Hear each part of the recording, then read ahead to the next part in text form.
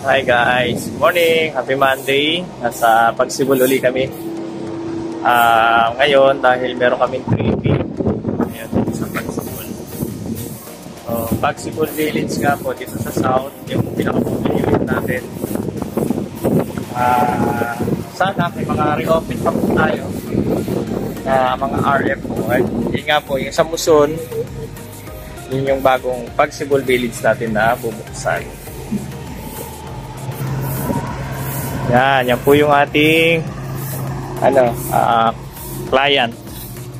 Actually, nanay siya ng isang OFW taga Saudi na nag-inquire lang sa atin ngayong week. And hopefully, magustuhan nila yung Pagsibol. So, taga Saudi po yung ating buyer. Si nanay po yung stay or magiging attorney in fact dito sa Pilipinas. So, ongoing tripping sa partner. Video muna tayo. Ni-explain niya yung bahay.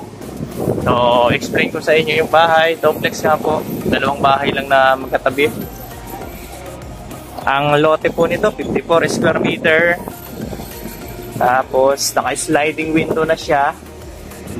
Tapos, may parking. Eto. So, mula dito hanggang doon sa kabila, 5 meters. So, hati kayo dyan sa kabila. 2.5 meters po yan. So, kasyang-kasya yung sasakyan yan. Tara, silipin natin sila dito sa loob.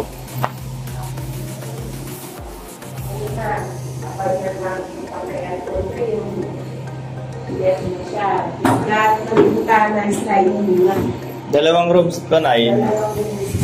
Provision. So, nandito tayo sa 4, phase 4. You know. Ginagawa na yung amenities dito. Ito kasi mga jogging area yung sa side na yan. Ayan.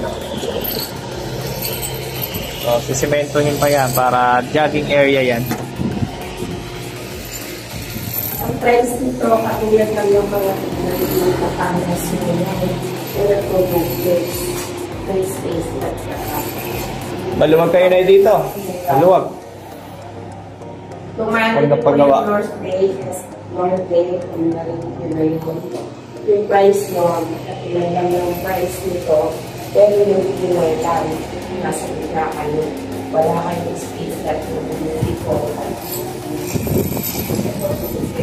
Iwanag mo na lang mas dinang, ganito. Opo. Magdala, pwede ko mag-ano mag-bili. Wala, 10 lang. Parang nila diretso. Pag na-approve, oo. Kung ano po, susend nyo na yung requirements para ma-utay natin. Pare, mamaya, kung nagising siya mamaya, i-chat ko na lang. Okay naman sa inyo, no? Oo, okay na sa akin. Wala problema, wala akong Pipihikan. Hindi ako mabili. Ito kasi, pwede naman itong gagawin Opo. Yung mga peris yan, pero sa papalang na peris. Okay, gawa na yung amenities, oh.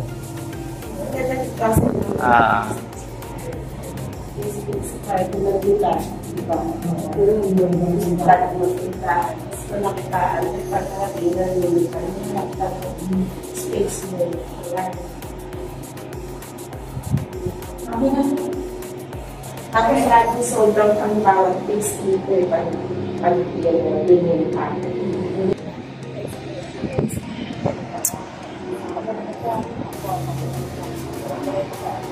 O yan guys, okay naman kay nanay, positive. So, waiting na lang tayo ng final decision ng kanyang anak.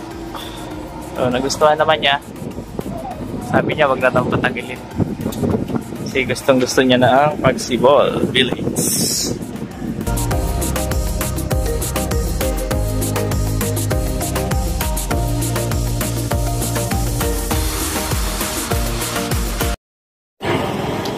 Ayan guys, pinuntahan po natin yung actual na pagtatayuan ng Pagsibol.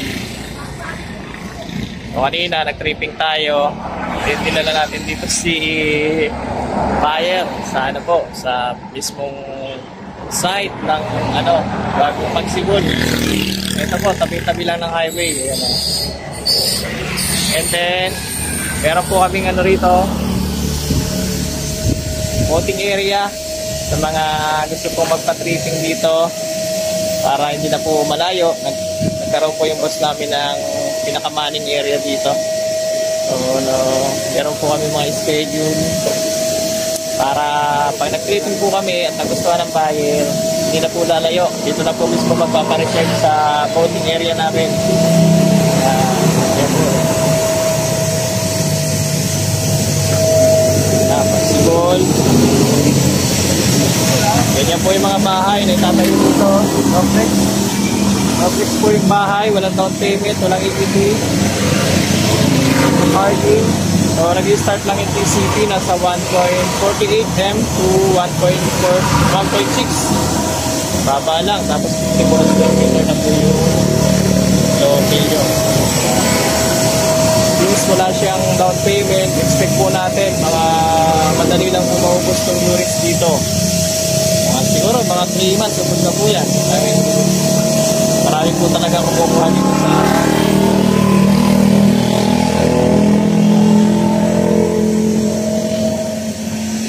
ayan guys, ito nga po yung aming mini office dito sa Pagsibol. So kanina may nag-inquire na po dito sa aming munting opisina dito sa Naik. Ayan. So nagpwesto na po kami. Yan mga kasama natin. Boss, kaway. Jay. Ito pa yung manager namin. Kaway. Nangitim na. Yan, para may idea po kayo. Yan o. Ganyan yung mga itatayong bahay dito sa sa Muson Naik po. Yan. So napakaganda. Naka-sliding window na po yan lahat.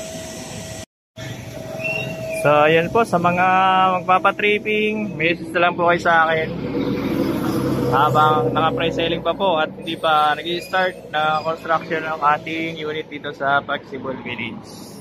Thank you.